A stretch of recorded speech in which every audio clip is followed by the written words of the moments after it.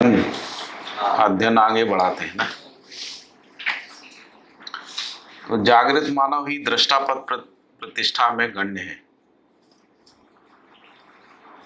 तो यहाँ पर मैंने ये कहा था कि दृष्टा और दर्शक ये दो प्रकार के शब्दों का प्रयोग होता है। तो दर्शक शब्द होता है दृश्य के साथ और दृष्टा शब्द होता है अनुभव के साथ। जो स्थितिपूर्ण जो सत्ता है या स्थितिवाचक सत्ताएं हैं उनका भाषाभास प्रतीति अनुभूति होता है ना। तो भाषाभास प्रतीति अनुभूति के दृष्टा होते हैं, है ना। और यदि हम क्रिया को देखते हैं यानी जो दृश्य को देखते हैं उसके साथ दर्शक होते हैं। तो दर्शक के रूप में जो क्रिया है वो चित्त तक है। चित्त के बाद जो बुद्धि और आत्मा में जो क्रिया है वो दृष्टा का क्रिया है, क्योंकि बुद्धि और आत्मा ही दृष्टा की क्रिया को जो क्रिया शून्य वास्तविकताएं हैं उनका अनुभव करती हैं, उनका यह भाषाभास होता है, भाषाभास प्रतीति आदि होता है।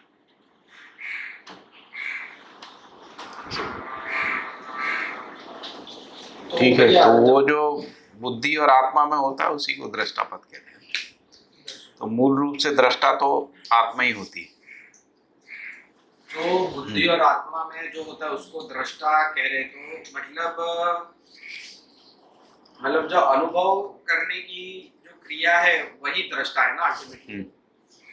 क्योंकि जब चित्त तक बात कर रहे हैं तो समझ की बात कर रहे हैं, मतलब तार्किक रूप से या तो फिर तर्क के अलावा भी, मतलब जो भी हम लोगों को दिखता है तो उसके रेफरेंस में हम लोग चित्त तक बात कर रहे हैं, तो वो दर्शक की बात।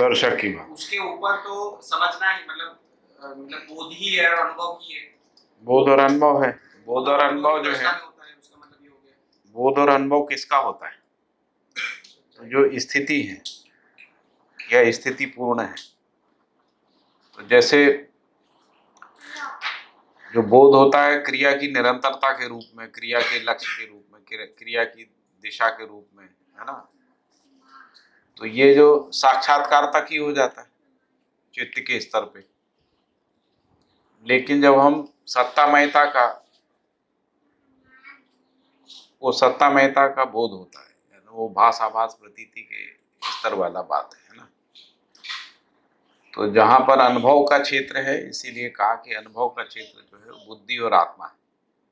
अनुभव आत्मा में होता है, अनुभव का प्रभाव बुद्धि में स्वीकार होता है ना। तो इसलिए बुद्धि में बोध होता है, वहीं पे दृष्टा होते हैं, है ना। तो यदि हम ऐसा भी कह सकते हैं कि आत्मा जो है वो व्यापक वस्तु में दृष्टा है ना, और बुद्धि आत्मा का दृष्टा है। इस तरीके से ये क्रम नीचे चलता है। दृष्टा है यानी बुद्धि आत्मा को पहचानती है, चित्त जो है वो बुद्धि को पहचानता है, वृत्ति चित्त को, है ना, और मन वृत्ति को। इस तरीके से एक क्रम बना रहता है। तो ये क्रम से दृष्टापद बना रहता है। तो इसमें जो दृष्टापद जब बोल रहे हैं तो भाषाभास प्रतीति अनुभूति वाला जो वस्तु है, वास्तविकताएं हैं। जैसे न्याय के दृष्टा होते हैं, न्याय का विश्लेषण नहीं होता है ना। विश्वास सम्मान के दृष्टा होते हैं, स्थापित मूल्यों के हम दृष्टा होते हैं, उनका विश्लेषण विवेचना नहीं होती। कोई ये नहीं कह सकता कि आप कितना % विश्वास करते हो, कब विश्वास करते हो, कब नहीं करते हो। इस तरीके से भाषा नहीं बनता है ना। तो उसका विश्लेषण नहीं होता, उसकी विवेचना नहीं होती, उसकी व्याख्या नहीं होती, उसका भाषाभास प्रतीति अनुभूति होता है। तो भाषाभास प्रतीति अनुभूति के दृष्टा होते हैं, और जो बाकी क्रिया संसार है उसका, मतलब इंद्रिय संसार या तो फिर जो भी है तो उसके दर्शक होते हैं, मतलब वो दर्शक। हाँ, इंद्रिय संसार भी और भौतिक रासायनिक जीवन क्रिया भी। तो जीवन में क्रिया भी है ना, मन वृत्ति चित्त बुद्धि में क्रिया भी है, जिसको अपन आस्वादन चयन तुलन विश्लेषण चित्रण आदि बोल रहे हैं, वो क्रिया है ना। तो आस्वादन चयन है, तो उसमें जो भी क्रिया है भौतिक रासायनिक या तो जीवन क्रिया, सारी क्रिया। तो बुद्धि केवल बुद्धि का क्रिया देख सकती है और आत्मा आत्मा का क्रिया। बुद्धि आत्मा के क्रिया को स्वीकार करती है और बुद्धि का क्रिया जो है वो आत्मा के प्रकाश में परिमार्जित होता है, परिमार्जन। यानी बोध संपन्न हो जाती है। उससे पहले बोध संपन्न नहीं रहती, केवल उसमें अहंकार होता है। अहंकार का मतलब होता है वो सिर्फ अपने अस्तित्व को माने रहती है। जैसे हम सब लोग अपने को माने रहते, मैं हूँ ऐसा माने रहते। तो ये जो मैं हूँ माने रहते हैं, ये बुद्धि ही माने रहती है ना, इसी के आधार पर। आत्मा का तो पता नहीं रहता है, तो बुद्धि माने रहती है। लेकिन वो आत्मा से विमुख होती है, इसलिए हमको ये लगता है कि, इसीलिए डाउट भी होता है, मानव परंपरा में डाउट भी है, मैं हूँ या नहीं हूँ, ऐसा भी है। तो आदि फिलॉसफी मैं नहीं हूँ इसमें जाती है, आदि फिलॉसफी मैं हूँ इसमें जाती है। जैसे जैनिज्म कहता मैं ही हूँ, परमात्मा नहीं है।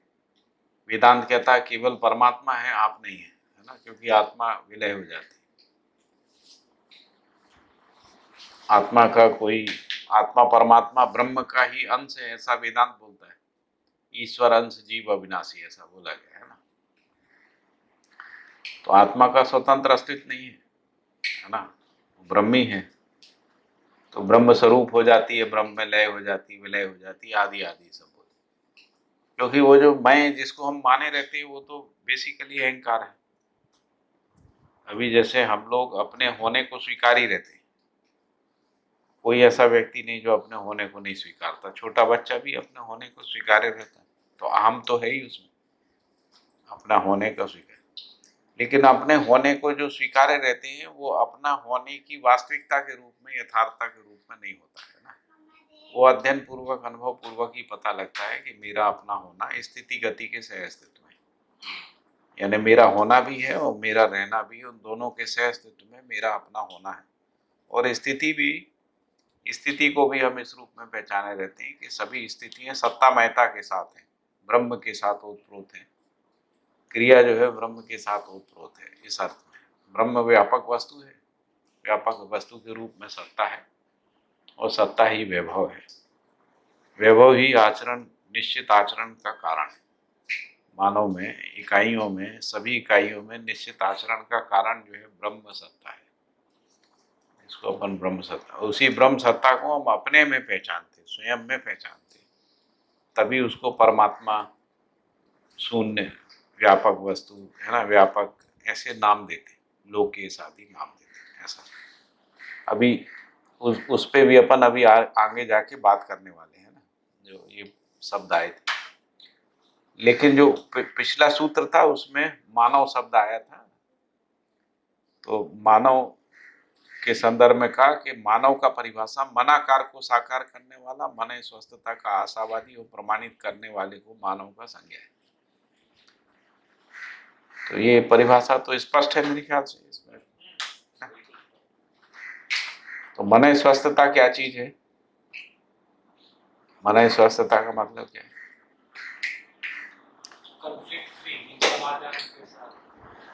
वो तो नेगेटिव डेफिनेशन, कॉन्फ्लिक्ट नहीं। कॉन्फ्लिक्ट नहीं है तब क्या है? समाधान के साथ। अच्छा, और समाधान क्या है?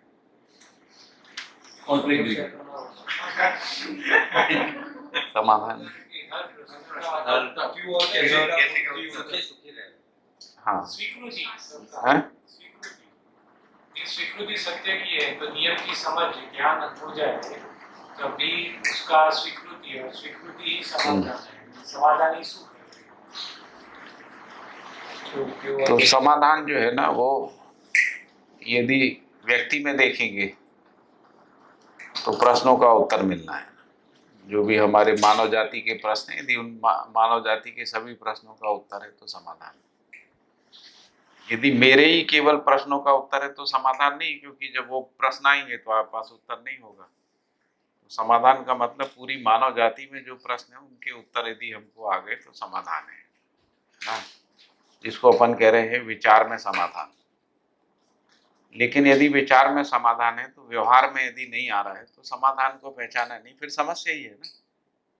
यदि मान लो हमने मान लिया कि हमको सभी प्रश्नों का उत्तर है और हमको जीना नहीं आ रहा है, इसका मतलब समस्या है। समस्या है तो समाधान नहीं है। तो इसलिए न्यायपूर्ण व्यवहार के रूप में संबंधों में समाधान, परिवार में समाधान, परिवारों की परस्परता में समाधान, और इस प्रकार से अखंड समाज तक समाधान, अखंड समाज सार्वभौम व्यवस्था के साथ यदि नियंत्रण संतुलन के अर्थ में जी पा रहा है तो समाधान, जिसको सर्वतोमुखी समाधान कह रहे हैं ना। तो समाधान इसीलिए कहा कि समाधान अनेक है ना। तो व्यक्ति में समाधान का पहचान केवल बौद्धिक समाधान है। परिवार में समाधान जो है वो बौद्धिक समाधान के साथ भौतिक समृद्धि भी है ना। और समाज में समाधान बौद्धिक समाधान के साथ भौतिक समृद्धि भी और अभय भी है ना। तो जिसको अपन सामाजिकता कह रहे हैं, सामाजिकता ही अभयता है, ऐसा सूत्र आया है। यदि समाज में सामाजिकता नहीं है तो समस्या है, समस्या है तो समाधान नहीं है ना। तो इस प्रकार से समाधान, तो समाधान है तो मन स्वस्थता है, प्रमाणित होती है। यदि समस्या है तो मन स्वस्थता, क्योंकि समस्या ही दुख है, दुख है तो मन स्वस्थता नहीं है। यदि दुख से मुक्त स्थिति है तो मन स्वस्थता है। तो मन स्वस्थता न्याय में, धर्म में, सत्य में है ना, मूल्यों में, मूल्य निर्वाह में मन स्वस्थता रहती है। यदि ये हम कर पा रहे हैं तो मन स्वस्थ है, यदि ये नहीं कर पा रहे हैं तो मन अस्वस्थ है। इस प्रकार से मन स्वस्थता को हम लोग समझ सकते हैं। तो मानवीयतापूर्ण आचरण की जो निरंतरता है, परिवार, व्यक्ति से लेकर विश्व परिवार तक है। यदि 10 सोपानी स्थिति में देखेंगे तो परिवार से विश्व परिवार तक, यदि 3-5 स्थितियों में देखेंगे तो व्यक्ति, परिवार, समाज, राष्ट्र, अंतर्राष्ट्र तक है ना। तो यदि इसमें न्याय निर्वाह की निरंतरता है तो मन स्वस्थता है मानव की, सर्व मानव की बात कर रहे हैं यहाँ पे है ना, व्यक्ति की बात नहीं हो रही है। तो सर्व मानव मन स्वस्थता में तभी प्रमाणित होगा है ना, जब अखंड समाज सार्वभौम व्यवस्था हो जाएगा, यानी न्याय निर्वाह की निरंतरता के रूप में प्रमाण आएगा। उससे पहले प्रमाण व्यक्ति में आएगा है ना। व्यक्ति उस समाधान को प्रस्तुत करेगा, समाधान को प्रस्तुत करेगा तो परंपरा में स्वीकृति बनेगी, परंपरा में स्वीकृति बनेगी तो परंपरा में, परिवार, समाज में जीने में न्याय आएगा, जीने में न्याय आएगा, वो सामाजिकता के रूप में समाज में फैलेगा तो अभय आएगा है ना। फिर जब अखंड समाज हो जाएगा, यानी जब हम समुदाय चेतना से मुक्त होकर मानव चेतना पूर्वक व्यवस्था को है ना, व्यवस्था में जीने लगेंगे, तब हम ये कह सकते हैं कि मानव जो है वो प्रमाणित कर पाया।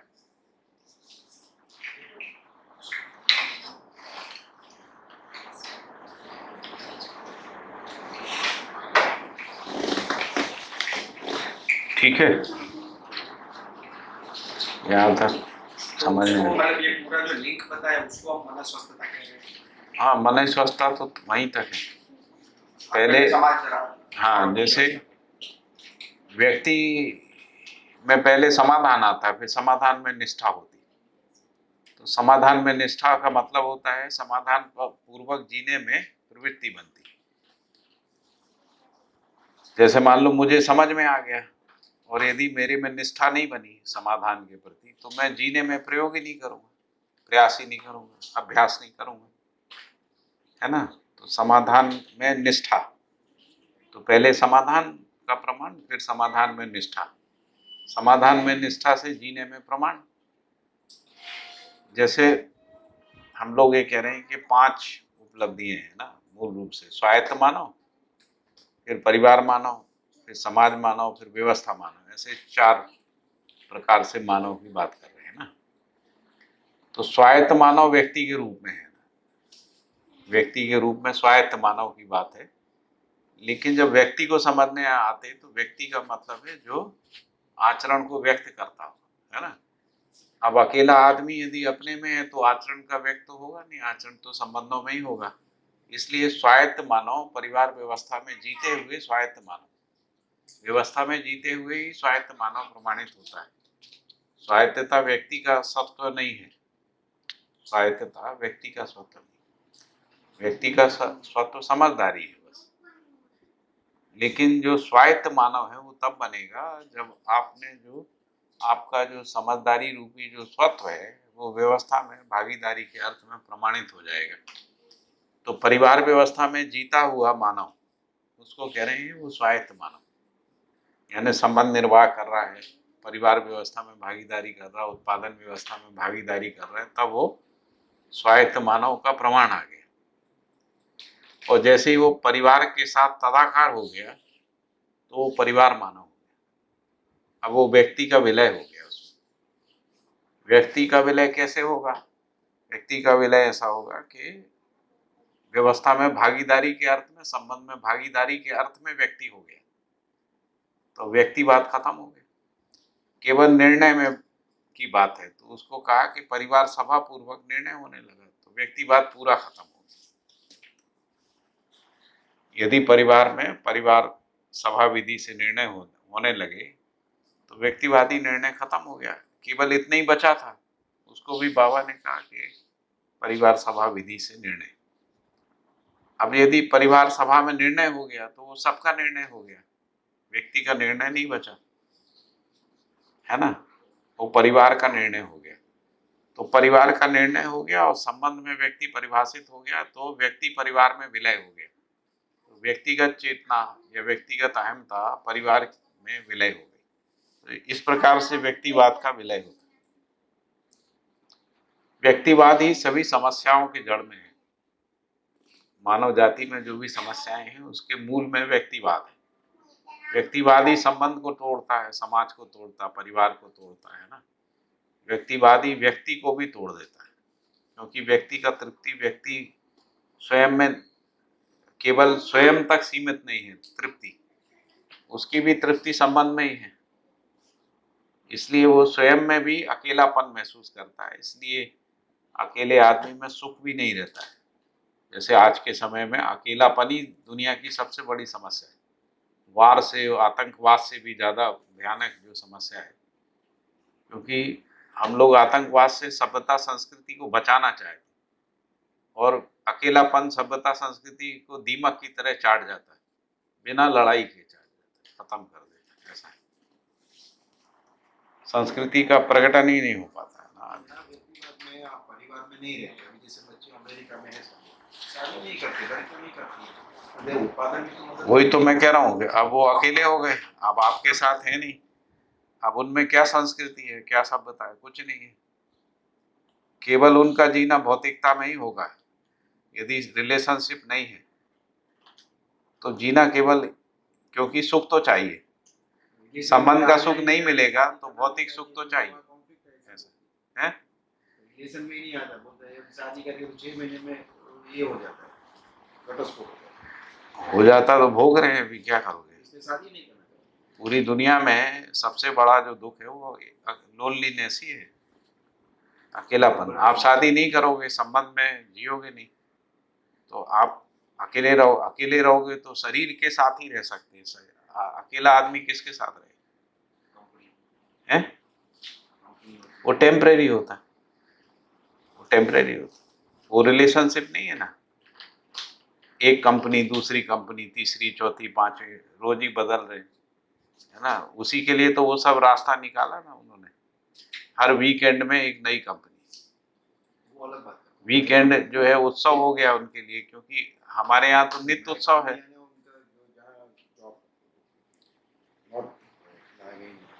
हम तो उसी रिलेशनशिप में बात कर रहे हैं। कंपनी तो जॉब की जगह है ना, वहाँ थोड़ी रिलेशनशिप होती है, वहाँ तो नौकरी होती है, वहाँ रिलेशनशिप नहीं। उन्हीं कंपनी में जो लोग रहते हैं उन्हीं में से किसी के साथ रिलेशन होता है, जो अनस्टेबल होता है, वो स्टेबल नहीं होता, अनस्टेबल है। उसी को सिंगल पेरेंट सोसाइटी आदि सब बोलते हैं। कोई सिक्योरिटी नहीं रहती। हम लोग जैसा भी टूटा फूटा परिवार था इसलिए हम लोग कोरोना से निकल गए।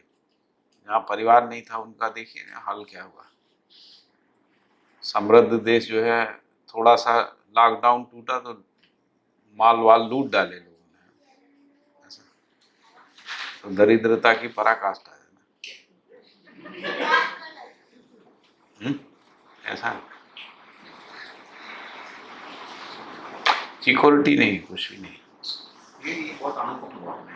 इतना 125 करोड़ आदमी है, इतना गरीब है, लूटपाट नहीं बची। कहीं नहीं हुई हमारे यहाँ, कहाँ लूटपाट हुई?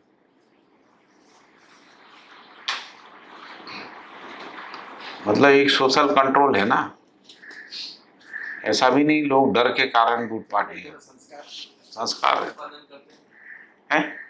यहाँ पे लोग उत्पादन ज्यादा करते हैं तो नहीं, कंपैरेटिवली रिलेशनशिप है, आप समझ, तुलनात्मक रूप से अभी रिलेशनशिप खत्म नहीं, इसीलिए पूरी दुनिया उम्मीद से देख रही है आपका संबंध को लेकर। तो अब जब परिवार में व्यक्ति का विलय हो गया है ना, व्यक्ति विलय होके परिवार मानव हो गया। तो पहले व्यक्ति था, व्यक्ति से स्वायत्त मानव बना, स्वायत्त मानव जीते हुए स्वायत्त मानव होता है, जो जी नहीं रहा वो स्वायत्त मानव कहाँ है। मान लीजिए यदि कोई परिवार व्यवस्था में भागीदारी नहीं कर रहा है तो परिवार भी उसको ढो रहा है ना, तो स्वायत्तता कहाँ है, उसकी भी स्वायत्तता नहीं है ना, बल्कि परिवार में समस्या है, ऐसा हो तो स्वायत्तता प्रमाणित नहीं हो। फिर इसके बाद जब परिवार में विलय हो गया, यानी अब वो संबंध निर्वाह करते हुए व्यक्ति है ना, परिवार व्यवस्था में भागीदारी करते हुए व्यक्ति है, परिवार निर्णय में भागीदारी करते हुए व्यक्ति है। तो यदि इन तीनों में वो अपने को प्रमाणित करता है तभी वो अग्रिम व्यवस्था में भागीदारी के लिए योग परिवार के द्वारा पहचाना जाता है। जैसे परिवार समूह में हम किसको भेजेंगे, तो जो व्यक्ति जीने में प्रमाणित करेगा न्याय को, व्यवस्था को, है ना, तो उसको परिवार भेजेगा कि भाई ये हमारे अंदर सर्वश्रेष्ठ है, श्रेष्ठ व्यक्ति है, इसको हम अग्रिम व्यवस्था में भागीदारी करने भेजेंगे। तो जब वो परिवार समूह में भागीदारी करने जाएगा तब वो व्यक्ति नहीं है, वो परिवार प्रतिनिधि है। तो वहां पर वो परिवार को का प्रतिनिधित्व कर रहा है, वहां पर वो अपना निर्णय नहीं लेगा। तो जो वहां पे सभा में जो जानकारी देगा वो अपनी जानकारी नहीं, अपने परिवार की जानकारी देगा, जिसमें उसकी जानकारी शामिल हो, है ना। जैसे परिवार में जो भी क्षमता, योग्यता, पात्रताएं हैं, परिवार की जो भी आवश्यकताएं हैं, उनसे परिवार समूह को अवगत कराएगा, है ना, परिवार समूह को अवगत कराएगा। तो ये व्यक्ति की अभिव्यक्ति नहीं है ना, परिवार के रूप में परिवार मानव अब समाज व्यवस्था में भागीदारी कर रहा है। तो ये समाज मानव के रूप में प्रमाणित होगा, फिर समाज मानव में यदि वो निष्ठान्वित होगा तो ग्राम में जाके सामाजिकता का प्रमाण प्रस्तुत करेगा, ग्राम सभा के रूप में, है ना, ग्राम परिवार के रूप में। और ये निष्ठा विश्व परिवार तक निरंतर बनी रहेगी। इस तरीके से परिवार मानव से समाज मानव जो है, परिवार समूह से लेके विश्व परिवार तक समाज मानव व्यवस्था में भागीदारी करते हुए है। व्यवस्था में भागीदारी का सबसे जिसको कहें कि पूर्ण प्रमाण जो है वो ग्राम सभा में हो जाता है, ग्राम परिवार, ग्राम सभा। तो ग्राम परिवार कहते हैं जब हम ग्राम तक एक हो गए, यदि हम एक हो गए, यानी समाज रचना क्रम में हम व्यक्ति से परिवार, परिवार से समाज बन गए, ग्राम समाज बन गए। उसको ग्राम समाज नहीं बोला, ग्राम परिवार बोला। तो परिवार समूह परिवार, फिर क्षेत्र परिवार, फिर मंडल परिवार, ऐसा राज्य परिवार, प्रधान राज्य परिवार, परिवार शब्द बोला क्योंकि सभी जगह 10 लोग हैं, परिवार में भी 10 लोग हैं और विश्व परिवार में भी 10 ही। तो 10 लोगों के बीच में जो संबंध निर्वाह हो रहा है वो परिवार ही है।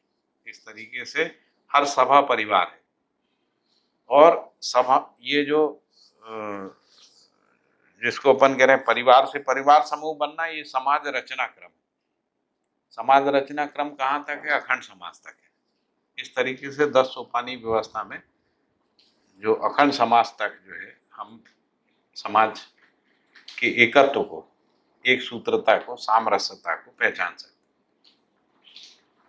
और वर्तमान जो प्रतिनिधित्व सिस्टम है उसकी बीमारियों से मुक्त, जैसे प्रचार पब्लिसिटी से मुक्त प्रतिनिधित्व सिस्टम, नोट बोर्ड बंटवारा, संतुष्टि असंतुष्टि, इससे मुक्त प्रतिनिधित्व सिस्टम जो है वो इसमें निकल के आता है। क्योंकि 10 लोगों में से एक को चुनना समस्या नहीं, है ना। हमको 1,00,000 लोगों में से एक को चुनना समस्या है, क्योंकि हम 1,00,000 लोगों में से मूल्यांकन नहीं कर सकते उस व्यक्ति का जिसको हम चुन के भेज रहे हैं।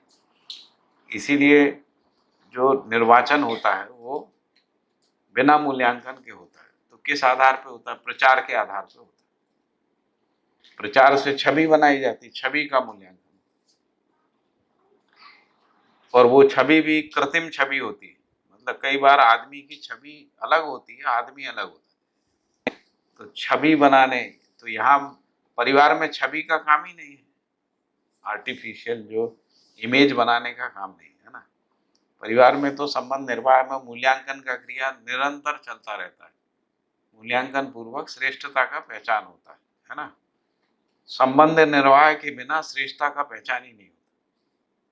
तो स्वायत्त मानव में स्वयं में विश्वास होता है, और जैसे ही स्वायत्त मानव परिवार व्यवस्था में संबंध निर्वाह के लिए आता है तो श्रेष्ठता का पहचान हो जाता है।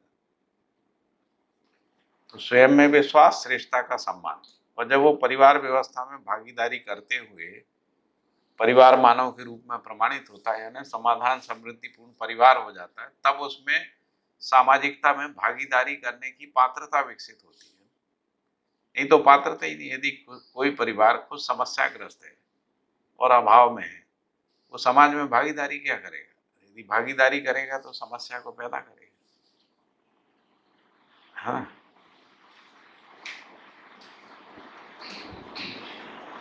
ऐसा है।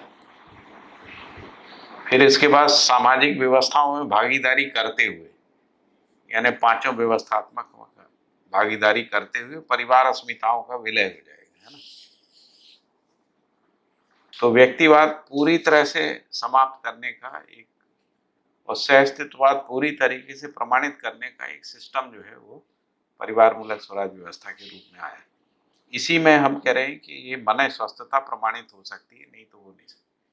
यदि मानव जाति में युद्ध है, हिंसा है, लड़ाई झगड़े हैं, बैर विरोध है, द्वेष है, ईर्ष्या है, घृणा है, तो मन स्वस्थता प्रमाणित नहीं होगी, है ना।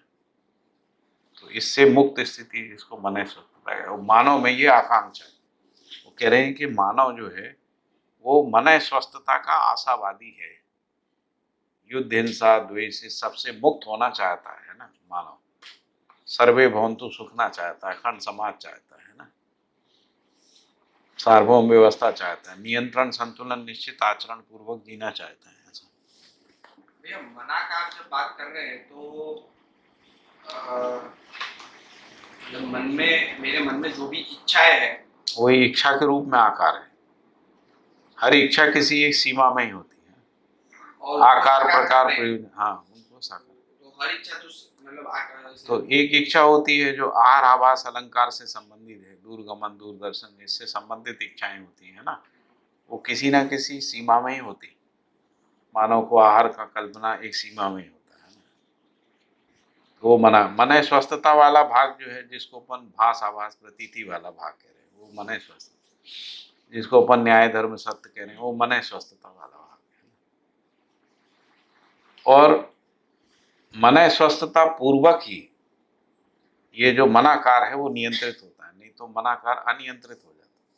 तो जैसे अभी जो आहार का है ना, आहार अनियंत्रित है, तो इसीलिए प्रकार नाना प्रकार का जो है व्यंजन है, उसमें पौष्टिकता का कहाँ समझ है। उसके कारण से आहार अनियंत्रित है। आहार अनियंत्रित से जो बाकी चीजें अनियंत्रित है ना। अभी भैया समझो कि मन में अगर इच्छा लोग ऐसा रखते हैं कि भाई ब्रह्मांड में जाना है, किसी और ग्रह पे जाना है, तो वो तो नियंत्रित इच्छा है नहीं। प्रयोजन नहीं है, प्रयोजन स्पष्ट नहीं है तो कुछ भी करना है। तो जब मनाकार की बात कर रहे हैं कि मनाकार को साकार करने की, तो जो की इच्छा है वो प्रयोजन के अर्थ में, प्रयोजन के अर्थ में, प्रयोजन के अर्थ में है, मतलब जागृति के प्रयोजन के अर्थ में, तो उसको तो वो साकार कर सकता है। उस रेफरेंस की बात होगी, बराबर ना, मनाकार को साकार। तो वही तो कह रहा हूँ कि मनाकार को साकार करना मतलब शरीर की आवश्यकता पूर्ति के अर्थ में है मनाकार को साकार करना, है ना। तो उसको कहा कि जो भी इंद्रियता है वो किसी ना किसी आकार में ही रहती है ना, तो वो भी अनियंत्रित रहता है, मनाकार भी अनियंत्रित रहता है, मन स्वस्थता के अभाव में मनाकार। तो अभी अभी जो है मनाकार में कर तो लेता है, कर्म करने की स्वतंत्रता बस, लेकिन फल भोगने में मन स्वस्थता प्रमाणित नहीं होती। तो इसलिए पहले मन स्वस्थता है, बाद में मनाकार है ना। यदि हम पहले मनाकार में प्राथमिकता में रखते हैं तो मन स्वस्थता तक नहीं पहुंचते। इसीलिए बाबा ने कहा पहले समाधान फिर समृद्धि। तो अभी हम लोग देखते हैं जिन परिवारों में समाधान नहीं है, समृद्धि बढ़ती है, वो परिवारों में समस्या बढ़ जाती है। तो मतलब बात ये हो रही है कि समाधान के साथ समृद्ध होने के लिए जो क्रियाकलाप है वो करने के लिए साकार है मानव। हाँ, वो तो है ही, मनाकार का साकार, वो तो कर भी लिया है। मतलब शरीर का जो भी आवश्यकता है वो सारी आवश्यकता का उत्पादन मानव ने कर लिया है, और उस उत्पादन करने के लिए जो भी जरूरी स्किल है, ज्ञान है, समझ है, वो सब भी मानव को प्राप्ति है। वो तो बहुत पहले ही प्रमाणित कर चुका है। अभी हम लोग कहाँ पर फेल हैं? आहार की कमी के रूप में फेल थोड़ी हैं हम लोग।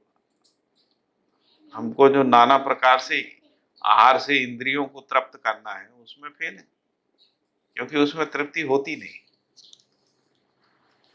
हमने जो भी जिस जंक फूड बनाया है, जंक फूड से हम चाहते हैं तृप्ति हो जाए, वो होती नहीं, कितना भी आप करते रहो, है ना। जैसे जितना भी इंद्रियता का संसार हमने पैदा किया है, उसमें तृप्ति को तलाश रहे, वो होती नहीं, मिलती नहीं। तो साकार करना तो हम पहले ही प्रमाणित कर चुके हैं। मन स्वस्थता की समझ नहीं होने से दिशा भ्रमित है। दिशा भ्रमित है मतलब हम इंद्रियता में तृप्ति तलाश रहे हैं, वो मिलती नहीं। ठीक है, मतलब इसमें ये इतना समझ में आया कि जब मानव की परिभाषा की बात कर रहा है तो मनाकार को साकार करने तथा मनस्वस्थता का आशावादी और प्रमाणित करने वाले को मानव संज्ञा है।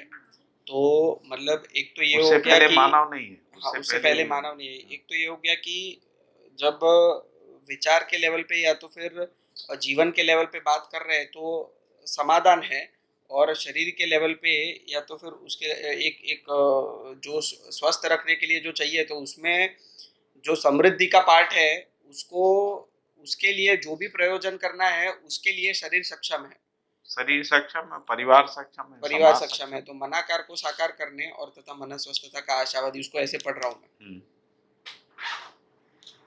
प्रमाणित करने वाला। फिर इसके बाद व्यवहार शब्द है, एक से अधिक मानव एकत्र होने के लिए अथवा होने में जो श्रम नियोजन है उसे व्यवहार संज्ञा। ऐसा एक से अधिक एकत्र कहाँ होते हैं? परिवार में, समूह में, है ना। परिवार में या किसी समूह में एक से अधिक एकत्र हैं। अभी जो समूह है वो प्रयोजन के अर्थ में ही समूह होते हैं। यदि प्रयोजन के बिना समूह होते हैं वो तो समूह के रूप में नहीं होते।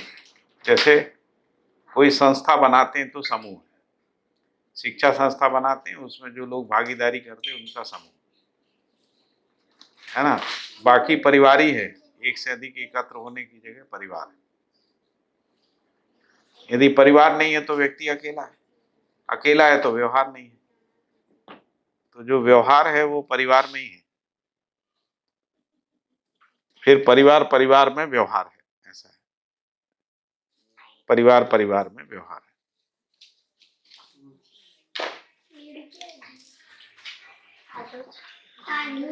यदि किसी व्यक्ति का परिवार में व्यवहार नहीं है, वो समाज में व्यवहार कर ही नहीं पाता।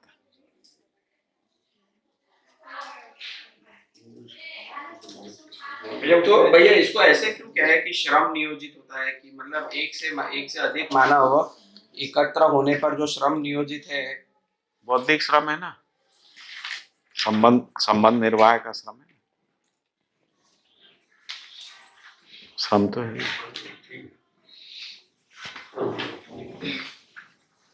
मानव के बीच में व्यवहार होता है,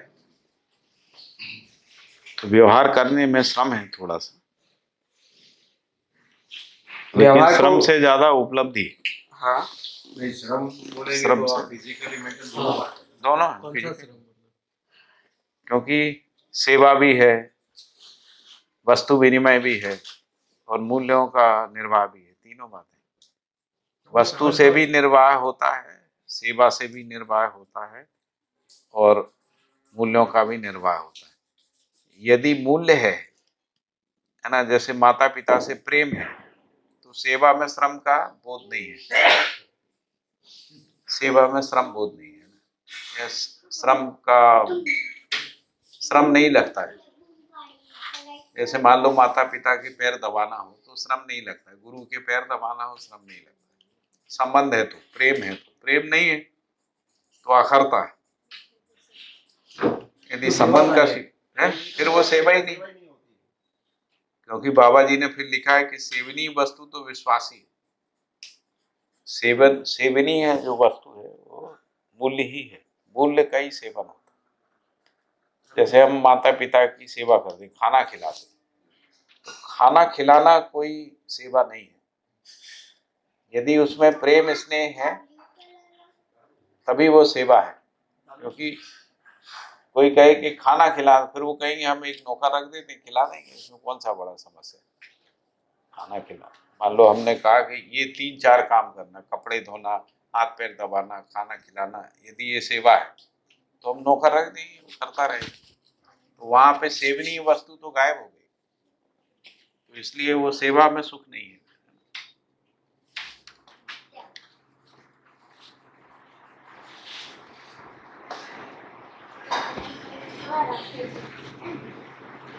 कर्तव्य और सेवा में फर्क कर्तव्य और दायित्व, कर्तव्य के साथ दायित्व है। दायित्व का मतलब समझदार बनाना, कर्तव्य का मतलब उसको स्किलफुल बनाना। कर्तव्य का मतलब है कि उसमें उत्पादन करने की योग्यता, क्षमता, पात्रता को विकसित करना, ये कर्तव्य है। हर माता पिता ये चाहते हैं कि उनके बच्चे जो हैं वो स्वावलंबी हो जाए। ये स्वावलंबी होने के लिए जो उपक्रम है वो कर्तव्य है। फिर हर माता पिता अपने बच्चे को समझदार बनाना चाहते, समझदार बनाने के लिए जो वो उसको दायित्व कहते हैं। दोनों फिर से भैया अभी मतलब मोबाइल में एक वीडियो आया था, यहाँ पर कोई गांव है जहाँ पर मतलब सारे बच्चे ऑलमोस्ट फॉरेन में रहते हैं और उनके माता पिता मतलब जो गांव में रहते हैं ना, वहाँ पर मतलब एक साथ में मंदिर या कहीं पे भी खाने के लिए जाते हैं, तो खाना खाने वहाँ चले। खाने के लिए वहाँ पर जाते हैं। हाँ, तो मतलब वो पेरेंट्स तो खुश है, नहीं खुश हैं ऐसा आपको लगता है, पूछ के देखो आप अपने वीडियो रह के देखिए। तो वीडियो से तो वीडियो में तो कुछ भी बना सकते, तो उसमें क्या दिक्कत है? वीडियो में यानी फिल्मों में जो सबसे दुखी लोग होते हैं वो सबसे सुखी दिखते हैं। श्रम नहीं है। नहीं नहीं, वो तो पॉइंट मतलब वो तो डिपेंड करेगा इंडिविजुअल स्टेट पे। मतलब फॉर एग्जांपल उनके भाव की स्थिति और इसमें ऐसा हो सकता है माँ बाप को लगे कि मेरा बेटा वहाँ करोड़ों कमा रहा है, वो बहुत अच्छा है, तो मैं यहाँ कुछ खा के भी यहाँ रहूंगी और रहूंगा, तो वो बाप की स्थिति में शायद वो आप वीडियो में अच्छा दिखेगा। दूर रहना मुद्दा नहीं है, संबंध होना मुद्दा है। दूर रहना मुद्दा नहीं है। अगर संबंध है तो दूर रहते हुए भी तो संबंध निर्वाह हो सकता है। ये सही भी हो सकता हाँ सही भी है। होता अभी उनके माँ बाप की वो समझदारी और वो स्वीकृति है अभी कि मैंने इस प्रयोजन से उनको वहाँ पे भेजा है, वो कर रहे हैं, वो अच्छा कर रहा है, आई एम हैप्पी। और वो भी एक पिता का मूल्य भाव से ऑपरेट होके उनकी व्यवस्था बनाने में वो सहयोग देते हैं। उस हिसाब से दोनों का एक दूसरे के प्रति सम्मान और जो भाव है वो कनेक्टेड है, तो उसमें इश्यू नहीं है। लेकिन अभी ऐसे भी होते हैं ना, हम देखते हैं कि ऐसे खाने का सब कुछ प्रबंध है लेकिन अंदर एक पीड़ा रहती है कि मेरे बच्चे मेरे को मिलने कभी नहीं आते, वो मुझे याद भी नहीं करते, मुझे ये भी रहते, तो वो एक अलग मुद्दा हो गया, भाव तत्व मिसिंग हो गया। मैं आपको एक इंसिडेंट सुना सकता हूँ। एक मेरे मित्र थे, डीजीपी, डायरेक्टर जनरल पुलिस, तो हमारे घर के पास रहते थे। वो चिन्मय मिशन का चलाते थे और हम जीवन विद्या काम करते थे। हम लोगों का एक कॉमन इंटरेस्ट के कारण मैत्री थी, तो कभी मेरे घर भी आते थे, कभी हम उनके घर जाते। वो हमारी बेटियों के बारे में पूछते रहते थे, बच्चे क्या कर रहे हैं, उनको अच्छा पढ़ाना, ये करना, वो सब अच्छी चीज़ें बताते थे। और अपने बच्चों के बारे में बताते कि मेरा एक बेटा अमेरिका में है, बिटिया लंदन में है, वो कुछ कुछ काम करती है, तो उसका बहुत इंटेलिजेंट है, तो सब बताते थे, है ना। हम क्योंकि 5 साल साथ में रहे लगभग एक ही कॉलोनी में, पता नहीं एक दिन जो है वो हम उनके घर गए, बातचीत शुरू हुई, तो हमसे उन्होंने यहीं से शुरू किया कि पाठक जी आप अपनी बच्चियों को विदेश नहीं भेजना। तो मैंने कहा यार अभी तक तो गौरव का बात करते थे कि हमारी बच्ची इंग्लैंड में है, ऐसा ऐसा, अभी क्या हो गया, पर पूछा नहीं, मतलब इतने बुजुर्ग और इतने बड़े पद पे हैं तो अपन ज़्यादा, तो मैंने खुद पूछा नहीं। थोड़ी देर में उन्होंने खुद ही बोला कि जब हमको बच्चों की आवश्यकता है तब बच्चे नहीं है हमारे, हम अकेले रहते, दोनों हस्बैंड वाइफ अकेले रहते। तो उनको पैसे की कोई कमी नहीं, उनका तो पेंशन ही आ रहा है, मतलब डायरेक्ट जो आईपीएस रहा है, डीजीपी हो गए, रिटायर हुआ, उसको पेंशन वेंशन आता ही है। तो ऐसा तो रहता नहीं पेंशन कम पड़ती, बहुत होती है पेंशन, है ना, परंतु अकेलापन रहता है। तो ये लगभग प्राय यही कहानी है सब, कम ज्यादा। फिर इसके बाद क्या होता है कि हर पेरेंट्स का अपने बच्चों से एक एक्सपेक्टेशन रहता है, उसका परिवार बनेगा, वो बच्चों को संस्कार देगा, समझदार बनाएगा, है ना, कोई एक संस्कार देगा उसमें, ऐसा कुछ रहता है। वो तो खत्म ही हो गया ना, अब पता नहीं वो क्या कर रहा है, मालूम नहीं। और वहाँ की स्थिति सुनने में आती तो यही पता लगता है, ये टूट गया, वो टूट गया, फलाना चला गया, यही होता है धीरे धीरे। और फिर इनके पास भाषा केवल इतनी ही बचती है, मतलब मैंने कम से कम 1000 लोगों को देखा होगा जो विदेश से आए और जिनसे मिले, उनको हिंदुस्तान में केवल सड़कें ही साफ नहीं दिखती, नालियाँ गंदी दिखती, और बाकी कुछ दिखता ही नहीं उनको, भौतिकता के अलावा हिंदुस्तान में कुछ नहीं दिखता, टॉयलेट गंदा है, यही बताते हैं, कुछ नहीं, इसके अलावा उनको कुछ नहीं दिखता, कोई रिलेशनशिप नहीं दिखती। वो बिल्कुल किसी माता पिता भाई बहन के साथ, मित्रों के साथ हम कैसे जीते इसकी चर्चा ही नहीं करता, एक आदमी नहीं मिला मुझे। करप्शन बहुत है, मतलब करप्शन बहुत है, या फिर वो अपना ट्रैफिक जाम रहता है दिल्ली में, तो उतर के वो एक अमेरिकन व्यक्ति आया, हम उसको लेने एयरपोर्ट में गए, तो ट्रैफिक बहुत ज़्यादा था, वो बार बार चिल्लाता था, गाड़ी मतलब वो भिड़ जाएगी, ऐसा जैसे अपन बोल। मैंने उसको बोला भैया तुम शांत बैठो, कुछ नहीं होगा, एक भी गाड़ी हम लोग डिसऑर्डरली ऑर्डरली है। और मारते हुए तो पूरी समय का पूरा सदुपयोग करते हैं। ऐसा नहीं कि अभी कोई नहीं है तो नहीं जाएगा। उनकी कल्पना में नहीं रहता ना। कल्पना में नहीं, उनका दृष्टि जो है, इसको फिर बाद में दर्शन से स्पष्ट हुआ मुझे, तो ऐसा स्पष्ट हुआ कि जब किसी के साथ रिलेशनशिप नहीं है और हम उसके घर जाते हैं तो भौतिकता ही दिखती, मटेरियल ही दिखता है। रिलेशनशिप होती है तो भौतिकता दिखती नहीं, रिलेशनशिप दिखता है, प्यार दिखता है, स्नेह दिखता है, रिस्पेक्ट दिखता है ना, केयरिंग दिखती है, ये सब दिखता है ना। तो भौतिकता गौण हो जाती है, अपने आप गौण हो जाती है, उसको कोई प्रयास ही नहीं करना पड़ता, है ना। रिलेशनशिप में कोई एक्सपेक्टेशन ही नहीं रहती, है ना, कि हमको बहुत स्वादिष्ट खाना मिले, जैसे अभी हम लोग जमीन में बैठ खा लेते, कहाँ कोई एक्सपेक्टेशन रहता है। लेकिन यदि रिलेशनशिप नहीं है, आप किसी को जमीन पे बिठा तो उसको खराब लगेगा, तो उसको तो वही दिखता है, सारा भौतिकता ही दिखता है वो, ऐसा है। तो रिलेशन शून्य जो लोग हैं वो केवल भौतिक रासायनिक संसार में ही जी सकते हैं, है ही नहीं इसके अलावा। अच्छा, इसमें तृप्ति नहीं होती तो फिर वो श्रृंगारिकता में जाते हैं, उसमें भी तृप्ति नहीं मिलती, फ्रस्ट्रेट हो जाते हैं, ऐसा। इच्छा तो रहती है रिलेशन की, पर बना नहीं पाते, इसलिए फिर भौतिकता में। अरे भाई इसीलिए श्रम लिखा है ना, व्यवहार में श्रम, थोड़ा श्रम लगता है। आप वो श्रम से बचना चाहते हैं, आप सोचते कोई टेक्नोलॉजी आ जाए, हमको खाना नहीं बनाना पड़े, हमको खाने का टेक्नोलॉजी आ जाए, आपके सामने आ जाए खाना, बस आप सोचते खाना खाना कोई बड़ा कार्यक्रम है, कोई कार्यक्रम ही नहीं है खाना खाना। कोई कार्यक्रम संबंध निर्वाही कार्यक्रम है ना परिवार में।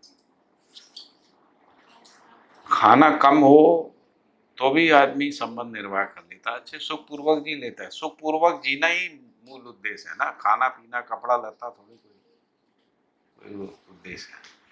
इसीलिए ये कह रहे हैं एक से अधिक हो जाए, मतलब हम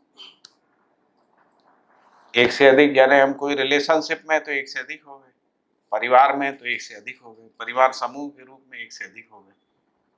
तो उसको ही कह रहे हैं कि एकत्र होने के लिए या होने में जो श्रम नियोजन है उसी का नाम व्यवहार है, व्यवहार क्रिया का इतना ही मतलब। आई थिंक इसमें दोनों श्रम आ गए।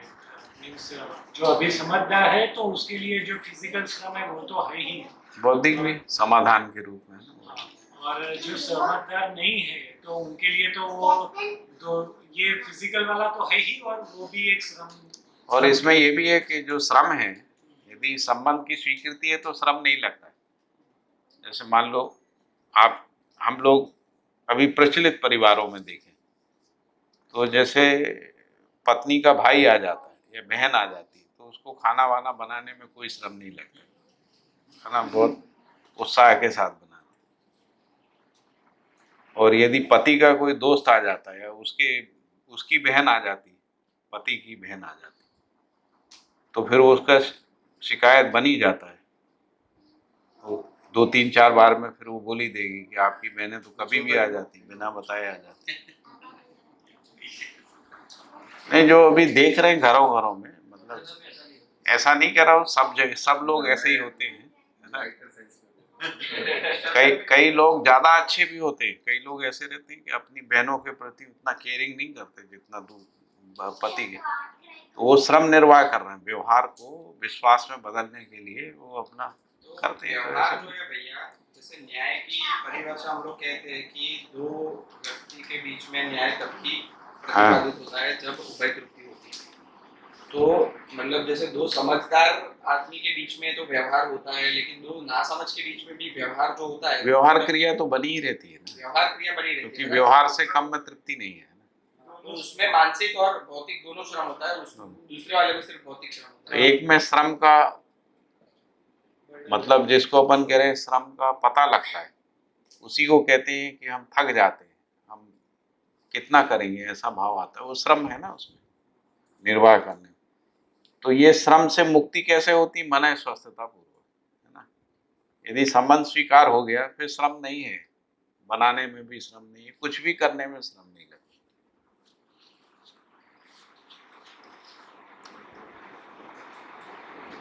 जैसे मान लीजिए मैं अभी यहाँ पर आया तो उन्होंने कहा कि आपका शिविर कितने घंटे चलता है, तो मैंने कहा 9 बजे शुरू होता है, 6 बजे तक चलता है। तो कहने लगे इतने घंटे लोग कैसे सुनेंगे आप, हमारी यूनिवर्सिटी में पूछ रहे थे। तो कहने लगे इतने घंटे कैसे सुनेंगे। हमने उनसे कहा, हमारा एक लेक्चर रखा उन्होंने, तो हमसे पूछा कि कितना मिनिमम समय हो सकता है, हमने 3 घंटे। तो हमने 3 घंटे का, तो वो लोगों में मीटिंग हुई कि 3 घंटे क्या बोलेंगे, ऐसा क्या चीज है 3 घंटे। बोला 3 घंटे बोलने आ जाओ।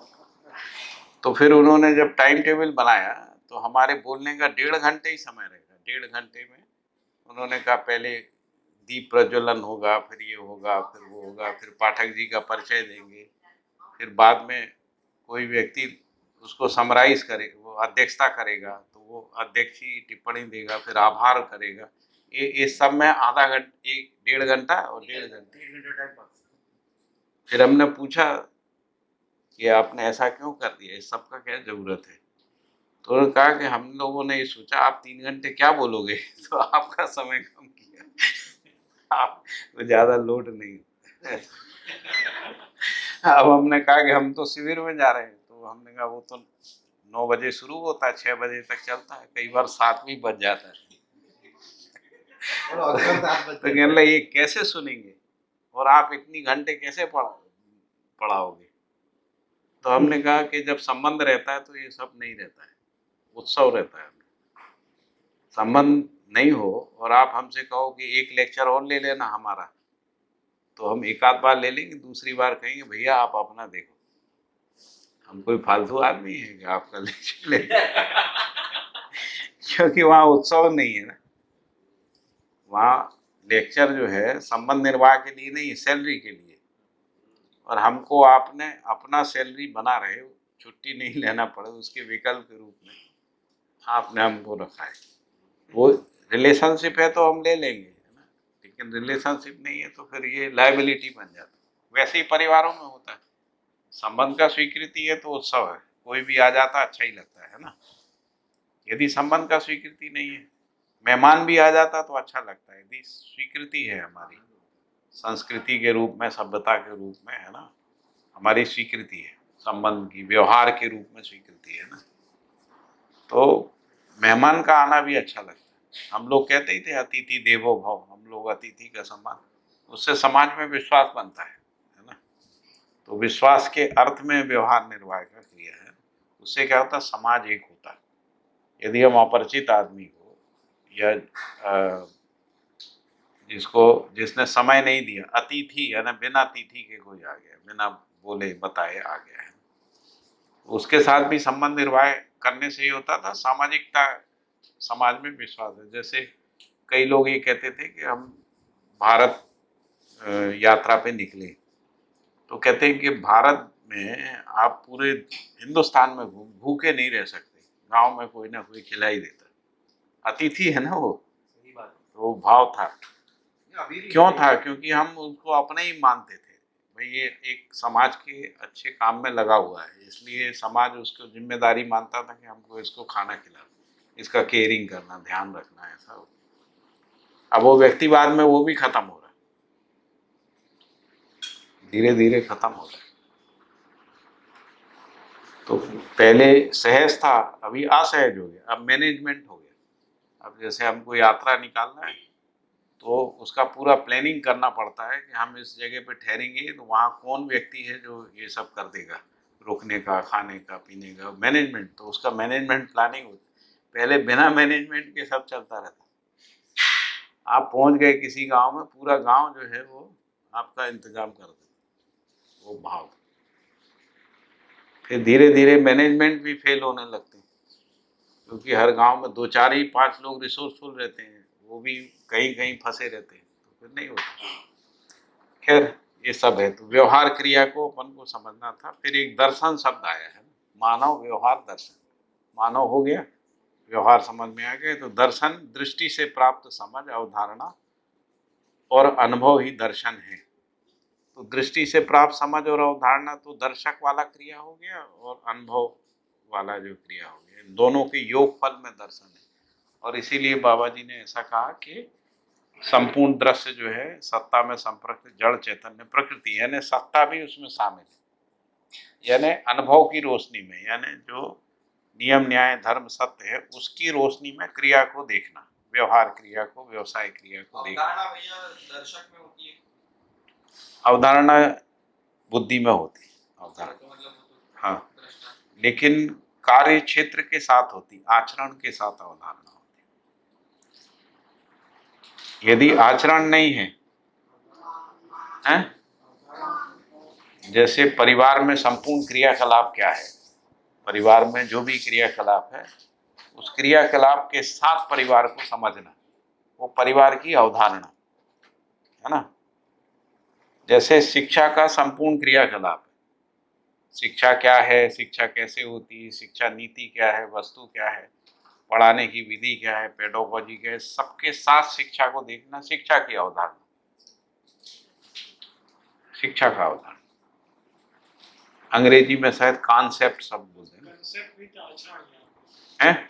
कंसेप्ट विद आचरण। हाँ, मतलब कॉन्सेप्ट से ऊंची चीज है ये, इसलिए अवधारणा। कंसेप्ट विद आचरण, तो वो अवधारणा होगी। बुद्धि में धारणा होती है, जो धारणा का हम अवधारणा मतलब मैं कर ही सको ये प्रमाण।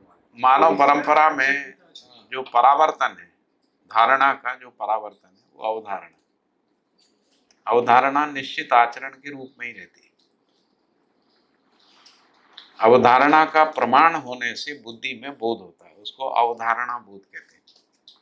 अवधारणा बोध ही जो है वो धर्मानुभूति है। अवधारणा बोध जो है वो धर्मानुभूति है, ऐसा। क्योंकि संपूर्ण आचरण के साथ होती ना अवधारणा, इसलिए हम अवधारणा, जैसे हम लोग कोई चीजों को समझते जाते हैं, फिर साक्षात्कार हो गया, साक्षात्कार होने से स्वयं में विश्वास आ गया, है ना, कि हम अस्तित्व को समझ गए, मानवीयतापूर्ण आचरण को समझ गए, जीवन को समझ गए, ऐसा अपने में विश्वास आ गया। अब विश्वास आया तो जिएंगे, इस विश्वास के साथ जिएंगे। तो जीते समय जिएंगे कहाँ? तो परिवार में जिएंगे।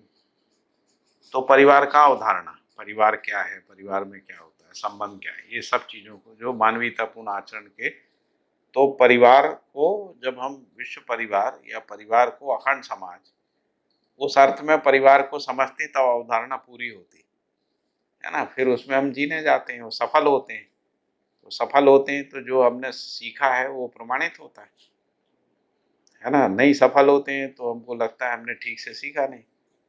तो जैसे ही हम जी लेते हैं परिवार में तो उसका बोध होता है, बुद्धि में बोध होता है, आत्मा में अनुभव होता है। जैसे संबंध में जी गए न्यायपूर्वक, है ना, तो पहले न्याय का बोध, न्याय का अनुभव, तो उसको न्यायानुभूति कहते हैं। अवधारणाएं जब जीने में प्रमाणित होती हैं तो न्यायानुभूति होती है। और जब हम परिवार व्यवस्था में भागीदारी करते हुए समृद्धि को प्राप्त कर लेते हैं, है ना, तो न्याय के साथ जो है नियम पूर्वक जीने, नियम से समृद्धि, तो नियम की अनुभूति होती, समृद्धि की अनुभूति होती, समाधान का अनुभूति होता है, ऐसा।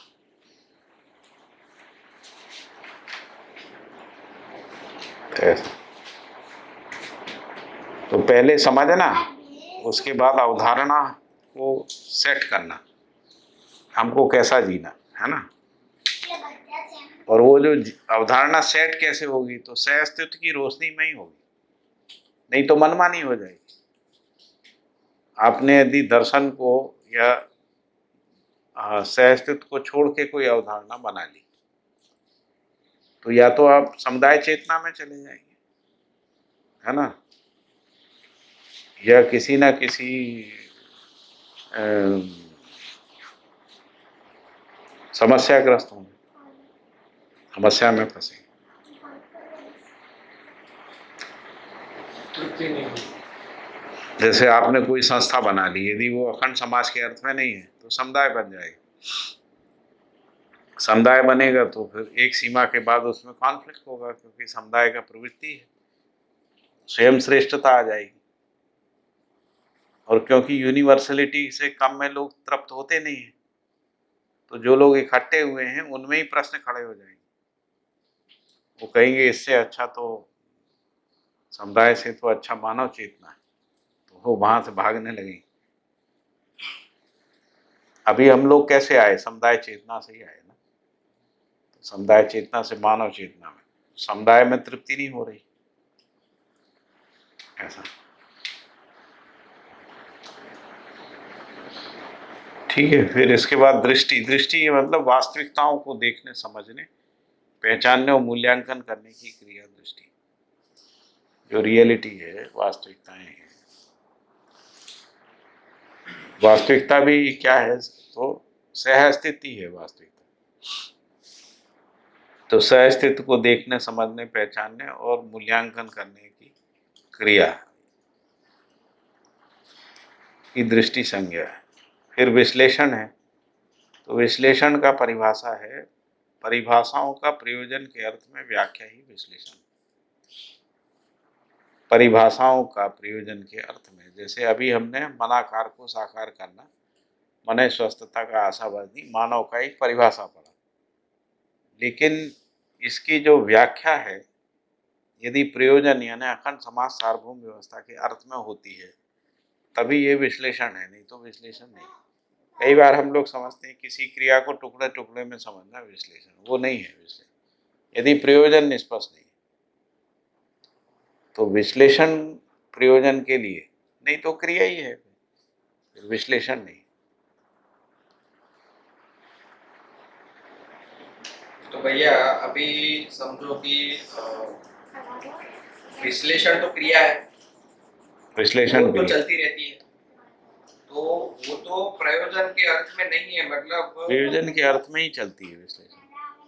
जैसे विचार में समाधान प्रयोजन है, तो संपूर्ण विचार का क्रिया प्रयोजन के अर्थ में ही रहता है। हम पहुंच पाते नहीं पहुंच पाते अलग बात, हाँ, लेकिन मतलब जैसे मेरा सुखी होने के लिए अगर मैंने कुछ सोच लिया कि भाई मैं समझो कि ये चीज खाऊंगा या तो ये चीज पीऊंगा या तो ऐसा करूंगा तो मैं सुखी हो जाऊंगा, तो तो उस प्रयोजन मैं- तो सेट ही है आपका, हाँ, सुख होना प्रयोजन सेट है, उसके रेफरेंस में मेरा विचार दौड़ता रहता चल रहा है। वो विश्लेषण है, मैं पहुंच नहीं पाता वो अलग। हाँ, अब हम लोग क्या करते हैं कि निष्कर्षों को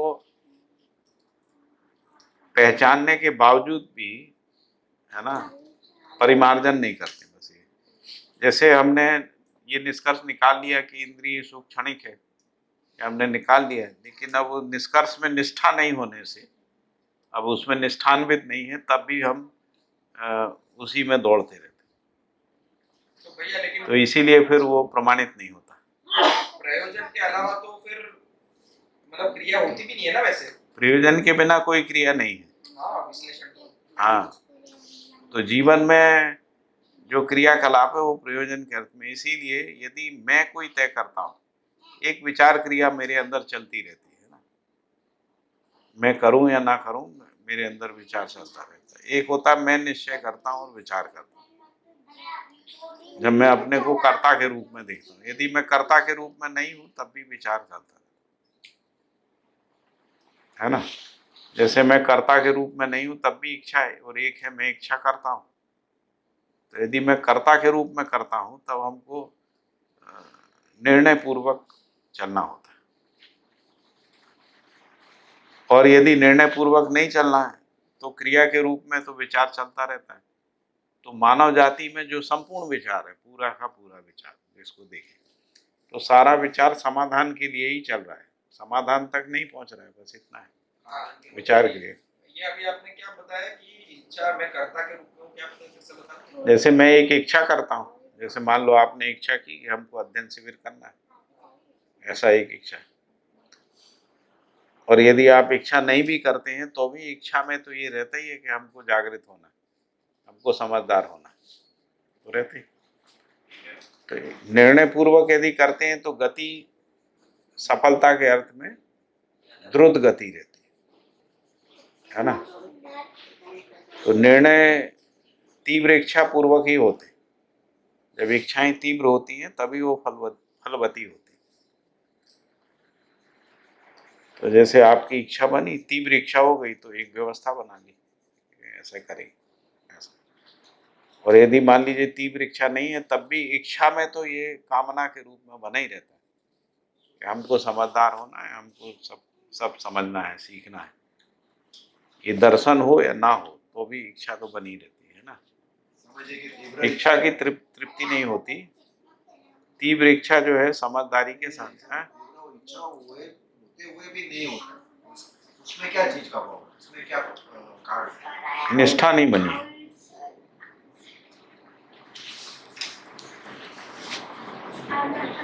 विश्लेषण ठीक से नहीं हुआ। यदि प्रयोजन के अर्थ में विश्लेषण हो गया, निष्कर्ष नहीं निकाल पाए, यदि आप निष्कर्ष नहीं निकाल पाए, निष्कर्ष आचरण में ही होता है, निष्कर्ष बुद्धि में नहीं होता है, विचार में नहीं होता, जीने में निष्कर्ष नहीं निकला ना। तो इसलिए फिर भी वही करते रहते हैं। यदि निष्कर्ष निकल गया तो फिर वो बंद हो जाता है अपने आप। जैसे मान लीजिए आपको ये निष्कर्ष निकल गया कि ये टीवी तो कचरा ही है, निष्कर्ष, तो फिर टीवी बंद हो जाता है, फिर आपका वहाँ ध्यान ही नहीं जाता है। आप किसी के घर भी जाते तो कहते हैं यार भाई साहब अपन बात कर लें, थोड़ी देर टीवी बंद कर दो। निष्कर्ष निकल गया है, ये सब बेकार है। निष्कर्ष नहीं निकला है तो चलता रहता है, हम चलाते रहते हैं निष्कर्ष।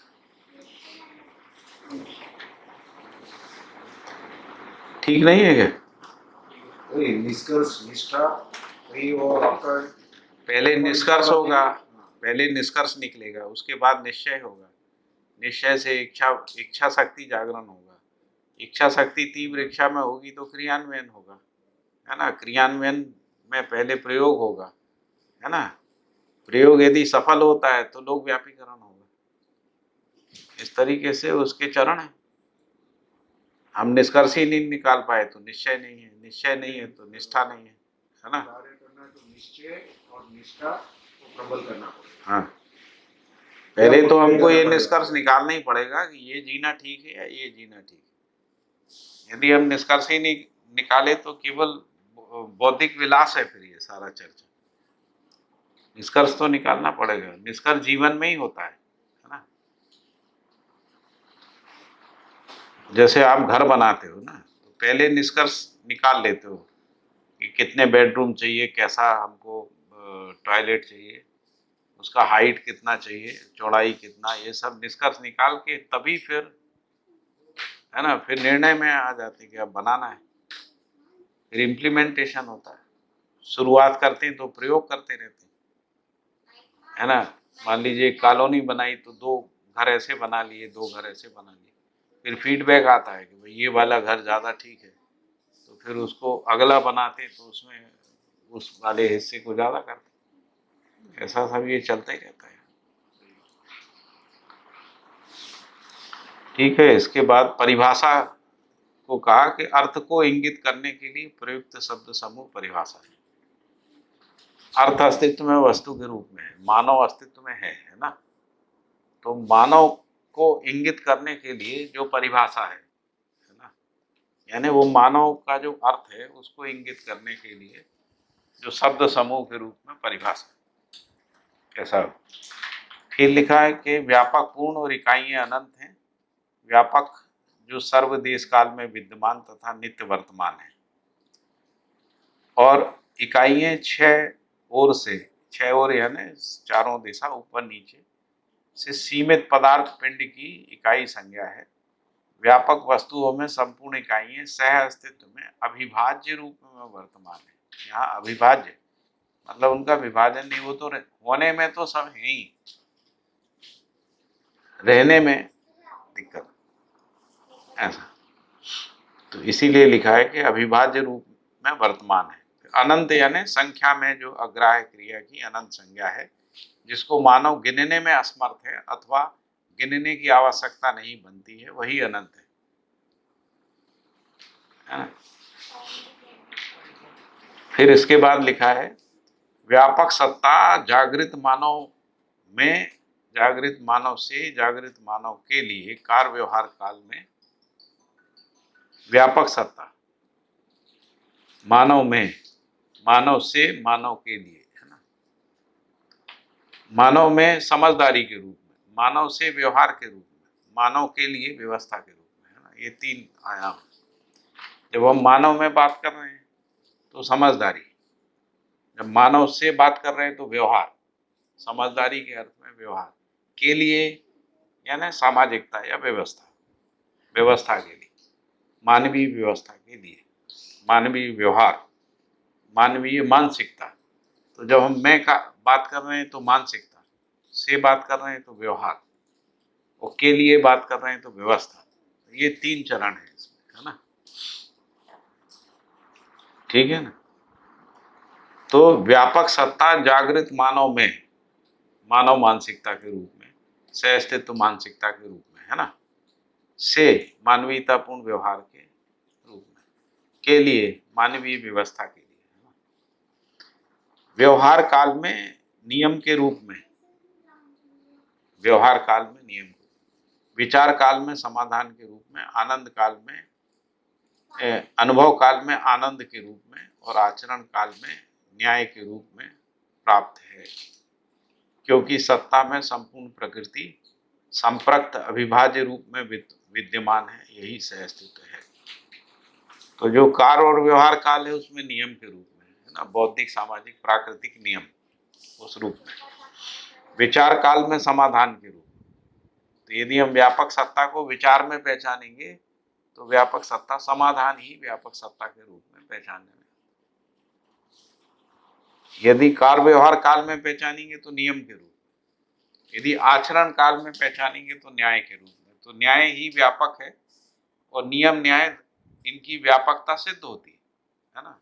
न्याय की व्यापकता सिद्ध होती है, नियम की व्यापकता सिद्ध होती है, और समाधान की व्यापकता, क्योंकि समाधान का मतलब जो सार्वभौमिक है, सब में एक जैसा है ना, तो उसकी व्यापकता सिद्ध होती है। इसलिए व्यापक सत्ता जागृत मानव में नियम, समाधान और अनुभव काल में आनंद और न्याय के रूप में पहचानने में आती।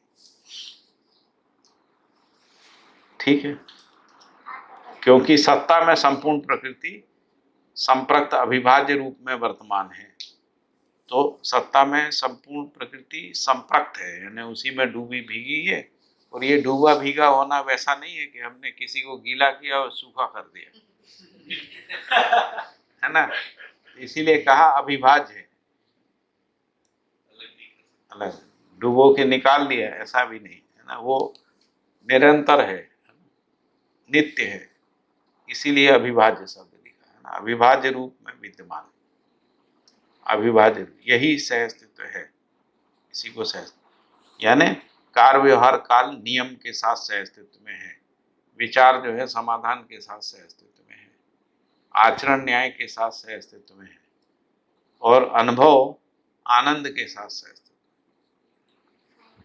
यानी अनुभव और आनंद नहीं हो ऐसा घटना नहीं हो सकता। अनुभव है तो आनंद हो गई, है ना, ऐसा है। अब इसके बाद कहा काल क्या है, तो उन्होंने कहा काल क्रिया की अवधि है।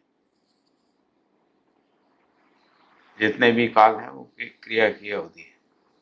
भैया ये जो विद्यमान है इसमें परिभाषा लिखा है कि होने रहने अर्थात समझदारी से परिपूर्णता का प्रमाण, होने की पहचान सहित प्रस्तुति। ठीक है, तो विद्यमान मतलब अभी हम लोग ऐसे समझ रहे हैं कि है, होने के, होने की, ठीक है। तो ये थोड़ा उसको उस रेफरेंस से कनेक्ट करो ना, परिभाषा फिर से मैं बता रहा हूँ। होने के अर्थ में यानी है के अर्थ में, व्यापक वस्तु है, प्रकृति है, प्रकृति भी विद्यमान है, व्यापक वस्तु भी विद्यमान है ना, इस रूप में अविभाज्य रूप से विद्यमान है, गतिमान है। क्योंकि सत्ता में संपूर्ण प्रकृति अविभाज्य रूप से अविभाज्य रूप में सत्ता में संपूर्ण प्रकृति अविभाज्य रूप में विद्यमान है, और एक तो है और रहती है, अर्थात समझदारी से परिपूर्णता का प्रमाण, मतलब समझदारी से परिपूर्णता का प्रमाण ये समझ नहीं आ रहा है। होने और रहने के अर्थ में विद्यमान समझ में आ गया कि एक तो व्यापक सत्ता भी विद्यमान है और प्रकृति और व्यापक सत्ता वो भी अविभाज्य रूप से विद्यमान है। और दोनों सहअस्तित्व के रूप में भी विद्यमान है। सहअस्तित्व का मतलब स्थिति भी है और गति भी है। तो सहअस्तित्व भी नित्य वर्तमान है, विद्यमान है, नित्य विद्यमान है ना। सहअस्तित्व में विद्यमानता, गतिमानता और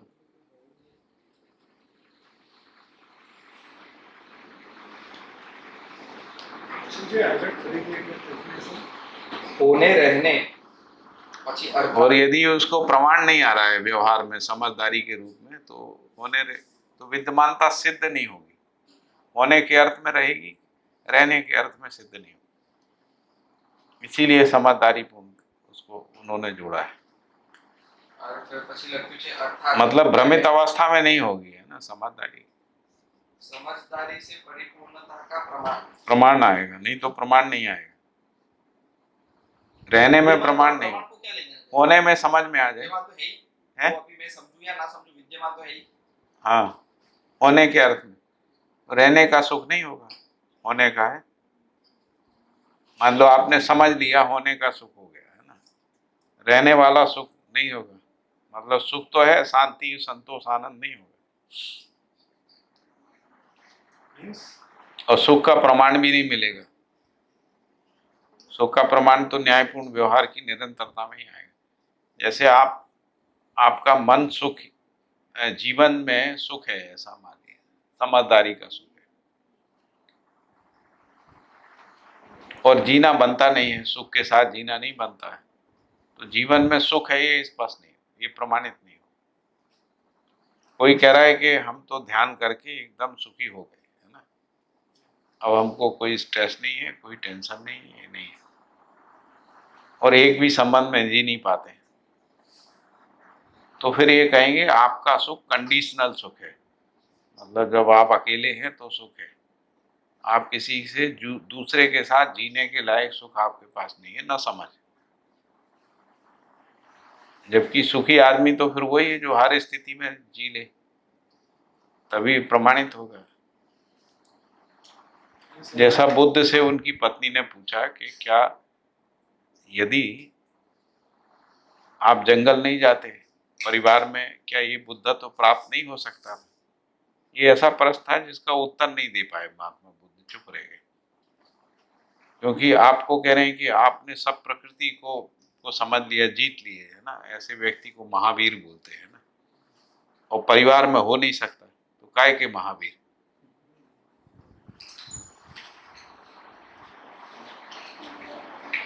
भौतिकता से दूर जाएगा तभी आदमी स्पिरिचुअल है। उधर कब का कंसेप्ट था इतना कि भाई भौतिकता में रहोगे, संसार में रहोगे, तो ये आप साधना नहीं करोगे, जंगल में नहीं जाओगे, तो विजय नहीं हुई ना आपकी, आपका विजय प्रमाणित नहीं हुआ, सफलता प्रमाणित नहीं। तो हुए ना, नहीं हुए कि आप बुद्ध मान सफल, आप मान लो सफल है, हम मान रहे नहीं सफल है। मान्यता में क्या दिक्कत है? आप माने रहो सफल है, हम भी माने रहते हैं नहीं सफल है, क्या तकलीफ? जैसे आप बिना समझे माने हुए, हम भी बिना समझे माने हुए। आप माने हुए सफल हुए, हम माने नहीं सफल हुए। अब झगड़ा क्या है? खत्म हो गई। अब आप चाहते हो कि आप मान लिए, हम भी मान लें, तो अभी हम कह रहे हैं ना कि भाई उनकी पत्नी को उन्होंने उत्तर नहीं दिया। अब इसके दो इंटरप्रिटेशन हो सकते। एक है कि एक ये हो सकता है कि पत्नी ने मूर्खतापूर्ण प्रश्न किया, जब लौट के आए बुद्धत्व को प्राप्त करने के बाद, ऐसा क्या बुद्धत्व है जो परिवार में नहीं मिल सकता, केवल जंगल में मिल सकता? और यदि जंगल में मिल सकता है तो परिवार में उस बुद्धत्व का कोई उपयोग नहीं है। आपका बुद्धत्व परिवार के काम का नहीं है, समाज के काम का नहीं है। ऐसा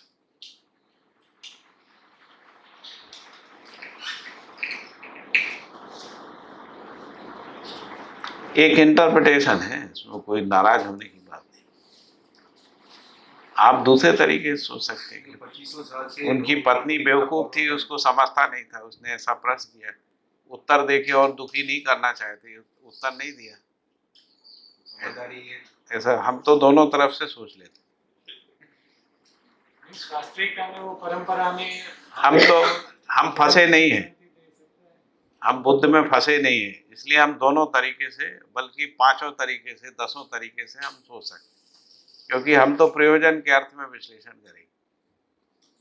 प्रयोजन क्या था? बुद्ध परंपरा स्थापित होना थी, वो हुई नहीं, समुदाय परंपरा बनी। उन समुदायों में एक भी बुद्ध पैदा नहीं हुआ, एक भी परिवार में बुद्धत्व के आधार पर जीना निश्चित नहीं हुआ, एक भी राज्य व्यवस्था बुद्ध के तरीके से बनी नहीं, प्रमाण नहीं मिला बुद्धत्व के परंपरा में। तो जो बुद्धत्व महात्मा बुद्ध को प्राप्त हुआ, उसके लिए परिवार, समाज, ये वो सब छोड़ना ही पड़ेगा, तभी होगा। अब जो छोड़ना नहीं चाहते उसके लिए ये सब व्यर्थ है, सब बुद्धत्व व्यर्थ है। जो छोड़ना नहीं चाहते, जो छोड़ना चाहते उनके लिए ठीक है, करते रहो, छोड़ो, जंगल में जाओ, घूमो। अब यहाँ मुंबई में बैठ के क्यों सिखा रहे हो? जंगल में जाओ। नहीं, जंगल में रहा ही नहीं तो भी जाएगा कहाँ? भाई आपने जो जंगल में प्राप्त किया वो शहर के आदमी के काम का नहीं है, और शहर के आदमी को बुद्धत्व पसंद आ गया तो शहर छोड़ो, जाओ, क्योंकि वो शहर में मिलता नहीं है, वहीं मिलता है। फिर शहर में काय के लिए पड़े? ऐसा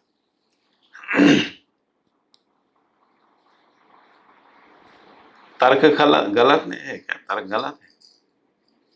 तर्क का कभी अंत नहीं। चलिए, तो क्रिया की अवधि की काल संज्ञा है, तो काल तो निरंतर है, और यदि हम क्रिया को केवल एक अवधि में गणना कर लेते हैं ना, काल खंड बना लेते हैं, वही भ्रम है जिसको अपन भ्रम कह रहे हैं। यदि काल को काल खंड में बांट देते हैं जैसे हम 1 दिन 2 दिन 3 दिन कहते हैं, 1 दिन 2 दिन 3 दिन तो कुछ होता नहीं, क्रिया तो निरंतर है, इसलिए काल निरंतर है। तो काल निरंतरता के अर्थ में काल रहता है, इसीलिए क्योंकि हर क्रिया जो है वो निरंतर होती है, इसलिए काल निरंतर होता है। केवल काल गणना के लिए, जिसको हम लोग कह रहे हैं कि क्रिया की अवधि अवधि की गणना होती है, काल की गणना नहीं होती, गणना अवधि। फिर लिखा है नियम क्या है, तो आचरण और क्रिया की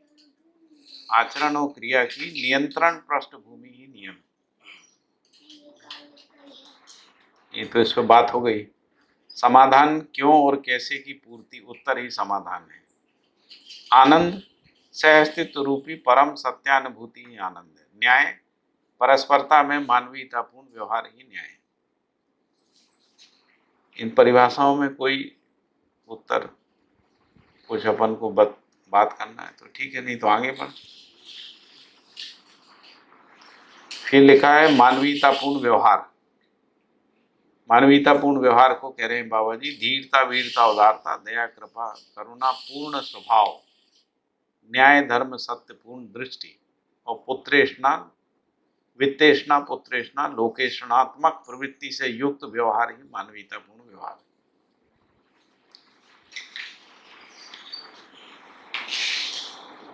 धीरता वीरता उदारता दया कृपा करुणा पूर्ण स्वभाव, न्याय धर्म सत्यता पूर्ण दृष्टि और वित्तेष्णा पुत्रेष्णा लोकेशना प्रवृत्ति से युक्त व्यवहार ही मानवीयतापूर्ण व्यवहार है।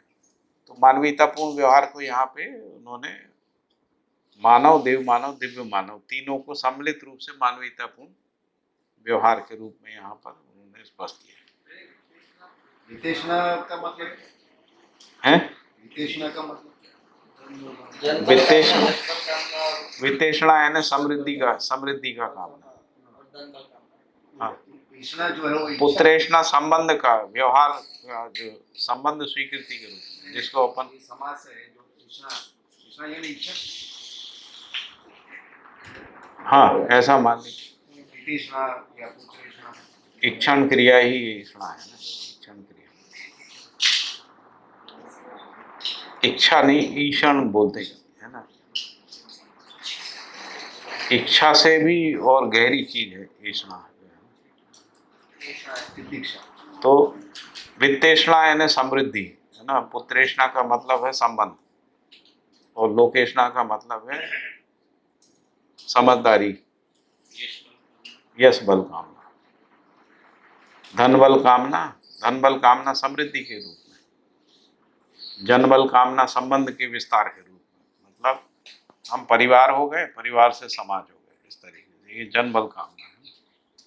और लोकेशना का मतलब है न्याय धर्म सत्य का प्रतिष्ठा हो गया, व्यवस्था में आ गए। तो व्यवस्था के लिए जो प्रयास हम लोग करते हैं वो लोकेशना है। समाज रचना जो है वो पुत्रेषणा है और समृद्धि जो है वो वित्तेषणा है ना। समृद्धि संग्रह नहीं है, वित्तेषणा मतलब कोई धन संग्रह के रूप में अंधानुकरण करना, वो वित्तेषणा नहीं है, समृद्धि ही वित्तेषणा है। अभाव नहीं है, मानव में अभाव नहीं है, अभाव में नहीं जिएगा मानव, है ना।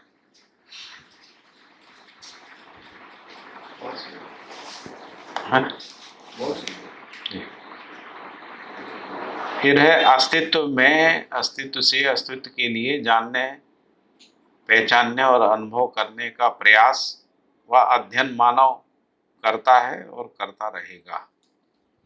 ये समझाने के अर्थ में। अब ऊपर जो एक 5-6 शब्द आए थे है ना, परमात्मा, व्यापक चेतना, लोकेश आदि, उनके परिभाषा इसमें दिया है। तो ज्ञान जिसको अपन व्यापक वस्तु कह रहे हैं, ज्ञान अनुभव काल में आनंद है, अनुभव काल में। इसलिए हमको कोई भी चीज समझ में आती है तो सुख होता है ना। यानी चाहे वो भास के रूप में हो, हमको आंशिक रूप से भी समझ में आती है तो सुख भासता है। तो समझने का सुख है, पूरे समझने का सुख आनंद है। तो इसलिए ज्ञान अनुभव काल में आनंद, सर्वत्र एक सा अनुभव में आने के कारण सत्य। ज्ञान क्योंकि सार्वभौमिक होता है इसलिए एक जैसे ही आता है, इसीलिए सत्य। ज्ञान में समस्त क्रियाएं संरक्षित नियंत्रित होने के कारण से लोकेश। लोकेश का मतलब है कि जो ज्ञान पूर्वक ही मानव का कार्य और व्यवहार नियंत्रित होता है ना। जैसे मूल्यों के ज्ञान से आचरण का नियंत्रण होता है, मूल्यों के। तो आचरण को नियंत्रित करने वाली जो वस्तु है वो न्याय है। न्याय आचरण को नियंत्रित करता है। कार्य व्यवहार को नियंत्रित करने वाली वस्तु नियम है। तो नियम का ज्ञान, न्याय का ज्ञान, इस तरीके से हम लोग ज्ञान को पहचानते। तो यदि हम उसको नियंत्रण और संरक्षित करने वाली वस्तु के रूप में यदि हम उसको इंगित करेंगे तो लोकेश शब्द से करेंगे। सर्वत्र एक सब है। लोकेश का मतलब क्या होता है? लोक का मतलब है ये जो क्रिया संसार है इसको लोक कहते हैं, है ना। इस क्रिया संसार को नियंत्रित करने वाला नियंता वो लोकेश। लोक का ईश्वर है। ये परंपरा के शब्दों को उन्होंने अपनी परिभाषा दी है बाबा जी। मतलब जो समस्त लोक है उसको संरक्षित और नियंत्रित कर रहे हैं। हाँ, सभी क्रियाओं को संरक्षित नियंत्रित करने का काम व्यापक सत्ता है ना, इसलिए लोकेश। सर्वत्र एक सा विद्यमान होने के कारण से व्यापक। चैतन्य के साथ चेतना, मतलब जो जीवन में जो चैतन्यता है वो चेतना के कारण से है। चेतना क्योंकि उसमें व्यापक वस्तु के रूप में चेतना है ना। व्यापक वस्तु को चेतना बोलते हैं। और जो जीवन है उसको चैतन्य। चैतन्य। तो चैतन्य के साथ चेतना, चैतन्य के साथ चेतना का सहअस्तित्व है ना। तो यदि हम चैतन्य के अंदर चेतना को पहचानते हैं तो वही व्यापक वस्तु ही है। आत्मा से सूक्ष्म कोई वस्तु है। आत्मा को हम पहचानते हैं, आत्मा से सूक्ष्म कोई वस्तु है ना, जो उसमें से पारगामी है, तो उसको कह रहे हैं परमात्मा। प्रत्येक वस्तु सत्ता में संपृक्त सक्रिय होने के कारण इसको निरपेक्ष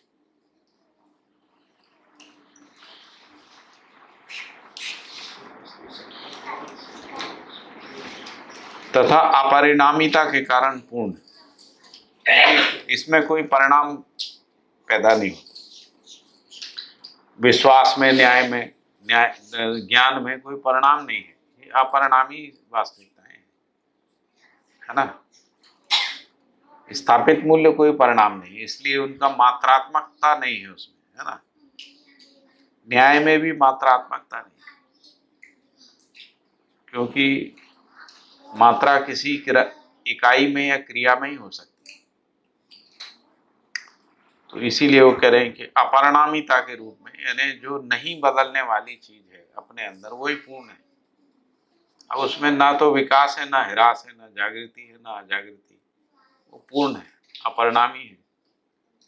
इसीलिए उसको कहा कि वो पूर्ण है।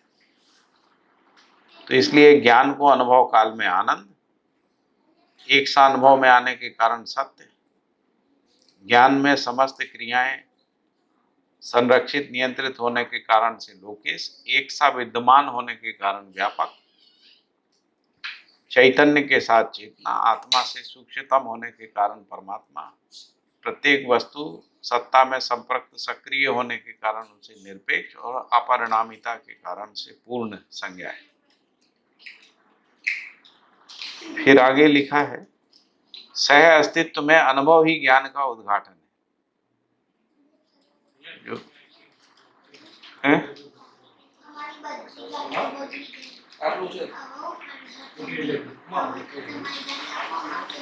एक बार इसको पूरा कर लेते हैं, यदि जरूरी होगा तो बाद में लेंगे, डाउट नहीं रहता तो खत्म करेंगे। हाँ, ठीक है। तो सह अस्तित्व में अनुभव ही ज्ञान का उद्घाटन है। ऐसा मैंने कहा कि सह अस्तित्व का अनुभव आत्मा में, यही सह अस्तित्व जब बुद्धि में परावर्तित होता है तो वो ज्ञान है। व्यापक वस्तु का परावर्तन है ना, वही ज्ञान के रूप में उद्घाटित होता है बुद्धि में। सह अस्तित्व में अनुभव में से के लिए अध्ययन है। अध्ययन सारा सह अस्तित्व में से के लिए ही है। सहअस्तित्व में अध्ययन, सहअस्तित्व से अध्ययन, सहअस्तित्व के लिए अध्ययन। सहअस्तित्व में अध्ययन स्वयं में, सहअस्तित्व से अध्ययन संबंधों में, सहअस्तित्व के लिए अध्ययन अखंड समाज सार्वभौम व्यवस्था में, है ना, ऐसा। तो सहअस्तित्व में अनुभव में से के लिए अध्ययन है। ज्ञान ही विवेक और विज्ञान के रूप में प्रमाण है। तो ज्ञान जब आचरण में प्रमाणित होता है तो वो विवेक है, जब व्यवसाय में प्रमाणित होता है तो वो विज्ञान है। तो ज्ञान ही विवेक और विज्ञान के रूप में प्रमाण है। यही ज्ञानावस्था में मानव सहज मौलिकता है। अब ज्ञान शब्द को और क्वालिफाई किया यहाँ पे। ज्ञान स्वयं क्रिया ना होते हुए अथवा क्रिया ना करते हुए, क्योंकि व्यापक वस्तु क्रिया शून्य है, तो ना वो स्वयं में क्रिया है और ना वो कोई क्रिया करती। क्रिया ना होते हुए मानव जीवन में अनुभव स्थिति में आनंद सहज वैभव प्रमाण है। मानव जीवन में अनुभव की स्थिति में आनंद सहज वैभव का प्रमाण है। अनुभव पूर्वक अभिव्यक्ति, अनुभव पूर्वक अभिव्यक्ति ही ज्ञान है। तो ज्ञान जब अभिव्यक्त होता है ना, उसी को प्रबुद्धता कह रहे हैं। प्रबुद्धता, ज्ञान संपन्नता को प्रबुद्धता कहते हैं। यानी जब हम ज्ञान संपन्न हो गए तो प्रबुद्ध है। तो यहाँ पर कह रहे हैं कि अनुभव पूर्वक अभिव्यक्ति ही ज्ञान है। ज्ञान ही जागृत मानव में समस्त सकारात्मक क्रियाओं का आधार और प्रेरणा का स्रोत है। फिर लिखा है कि ज्ञान ही व्यापक सत्ता है। जो व्यापक वस्तु हम लोग कह रहे हैं वो ज्ञान ही, इसी की शून्य संज्ञा है। क्यों शून्य संज्ञा है? क्योंकि ना वो स्वयं में क्रिया है ना कोई वो क्रिया करता है, इसलिए शून्य संज्ञा है। फिर कह रहे हैं कि क्रियाहीनता की स्थिति ही शून्य संज्ञा है। मतलब क्रियाहीन है, क्रिया नहीं है वो, उसी की शून्य संज्ञा है। ज्ञान स्वयं क्रिया ना करते हुए अथवा क्रिया ना होते हुए भी समस्त क्रियाओं का आधार और प्रेरणा स्रोत है ना। अतः ज्ञान और व्यापक दोनों एक ही सिद्ध होते हैं। जिसको अपन ज्ञान कह रहे हैं वही व्यापक वस्तु हमारे अंदर विद्यमान है, उसी से हम प्रेरित हैं। जैसे हर छोटे बच्चे में प्रेरणा बनी रहती है, जिज्ञासा बनी रहती है, और प्रेरणा सही का प्रेरणा बना रहता है और समझने का जिज्ञासा बना रहता है। उसका स्रोत क्या है? तो उसमें ज्ञान रूपी सत्ता है, उसके कारण से। तो ज्ञान और व्यापक दोनों एक ही सिद्ध होते हैं तथा इसमें अवस्थित होने से ही क्रिया के लिए प्रेरणा है। मतलब जो क्रिया हो रही है जीवन में, उसमें जो प्रेरणा है वो इसमें अवस्थित है, ज्ञान में अवस्थित है, इसीलिए है जो अभी मैंने आपको बताया ना। फिर लिखा है ज्ञान से रिक्त और मुक्त इकाई नहीं है, कोई भी इकाई ज्ञान से रिक्त मुक्त नहीं, क्योंकि ज्ञान व्यापक वस्तु है, उसी में डूबा भीगा है। इसीलिए जड़ में भी ज्ञान होता है, चैतन्य में भी ज्ञान। शब्द स्पर्श रूप रस गंध के रूप में जड़ में ज्ञान रहता है ना, और नियम न्याय धर्म सत्य के रूप में मानव में ज्ञान